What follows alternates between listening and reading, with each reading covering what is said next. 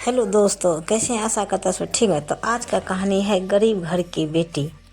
मुन्नी का एक परिवार गांव के सबसे गरीब परिवारों में से एक था। गांव के बाकी लोगों के जीवन में समस्याएं थी, पर गरीब परिवारों का समस्याओं के बीच कहीं खोया हुआ जीवन था। दूसरों के खेतों घरों में काम करके अपने गुजर बसर कर रहे थे। कभी भरपेट भी मिल जाता था और कभी बेमियादी व्रत ही खत्म नहीं होते। मुन्नी अपने माँ बाप की इकलौती संतान थी। भाई बहन तो और भी थे उसके, पर कोई साल भर से ज़्यादा बच नहीं पाया। बेचारी छोटी सी मुन्नी को भी यह तब पता चलता जब उसके भूख से बिलखने पर उसकी माँ से उसे ताना देते हुए कहती, ये कल मैं जाने क्यों बच गई मेरी जान खाने के लिए। धीरे धीरे मुन्नी बड़ी भी हो गई और ऐसे तानों की उसे आदत भी हो गई। वैसे गरीबों के पास कोई अपना शब्दकोश तो नहीं होता, मगर फिर भी अगर होता तो उसमें बचपन नाम का कोई शब्द नहीं होता। ऐसा ही हाल कुछ मुन्नी का भी था। माँ बाप घर से बाहर काम करते थे, वो घर संभालती थी।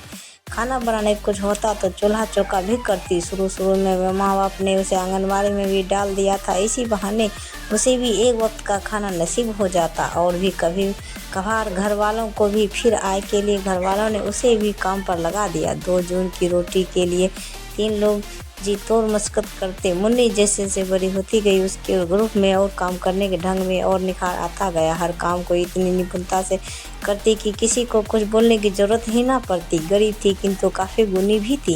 किसी पर जितने ही उसे गांव के एक सेठ के बंगले में काम पर लगवा दिया। उसकी ईमानदारी और कार्यकुशलता को देख उसको वेतन भी ठीक ठाक मिलने लगा। अब जब लगा कि घर के हालात थोड़े सुधरेंगे तो तभी एक नई विपदा आन पड़ी।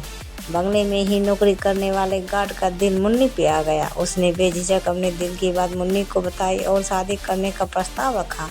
मुन्नी जिसने गरीबी को ज़्यादा ही करीब से देखी थी, अपनी मेहनत के बूते माँ बाप को इस अभिशाप से मुक्त करना चाहती थी। शादी, इश्क, मोहब्बत, इन लफ्ज़ों को उसका दूर तक कोई वास्ता न था।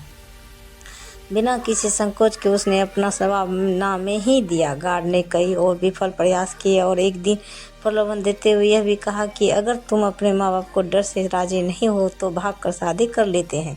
परंतु जिसने होश संभालने से पहले जिम्मेदारियां संभाल ली हो वो कभी जिंदगी के मैदान से पीठ दिखा के नहीं भागते। मुन्नी अपने फैसले पर अडिग थी और फलस्वरूप गार्ड ने निराश हाथ लगने पर उसने झूठा चोरी का आरोप और उसके चरित्र पर निर्जनता का आरोप मर कर सेठ से शिकायत कर दी। हालांकि उसके खिलाफ ऐसा कोई सबूत मिला नहीं, पर मुन्नी को एक बात बहुत अच्छे समझ में आ गई कि गरीबी और गलत अवधारणा का परस्पर कोई गहरा संबंध है। चाहे आप दोषी ना भी हो, फिर भी आपको आराम से कई बार संग की उंगली आप पर ही उठेगी और लोग आपको लगभग दोषी ही निगाहों से देखेंगे। मुन्नी गरीब जरूर थी, पर उसने कहीं अधिक खुददार थी। सेठ को उसके काम करने पे कोई आपत्ति नहीं थी, परंतु मुन्नी ने खुद ही काम छोड़ दिया।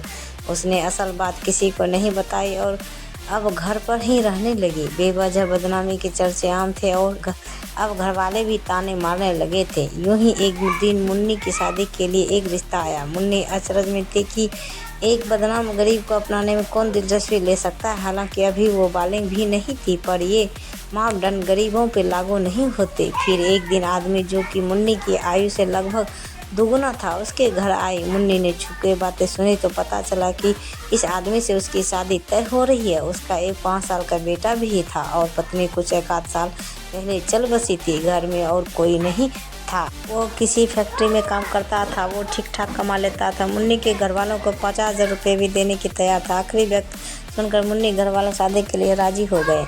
मुन्नी की राय नहीं मांगी गई, पर अगर मांगी जाती तो वो भी हाँ में ही उत्तर देती। अंतर बस ये होता था कि उसे तसल्ली थी कि उसके माँ बाप अब अच्छे से गुजर बसर कर सकेंगे। खैर, शादी के बाद मुन्नी और 5 वर्षीय अज्जू में काफ़ी अच्छी दोस्ती हो गई। अज्जू के पिता से थोड़ा संकुचित ही रहती, पर वे उसे किसी चीज़ की कमी ना होने देते।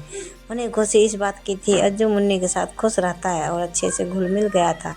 मुन्नी ने भी घर की रंगत बिल्कुल बदल डाली थी। मुन्नी को लगता कि उसे सब कुछ ज़्यादा और बिन मांगे ही मिल रहा है और इसलिए वो हर चीज़ को सहेज के रखती। देख कर लगता था कि हाँ, वहाँ कोई बहुत ही समृद्ध और खुशहाल परिवार रहता है।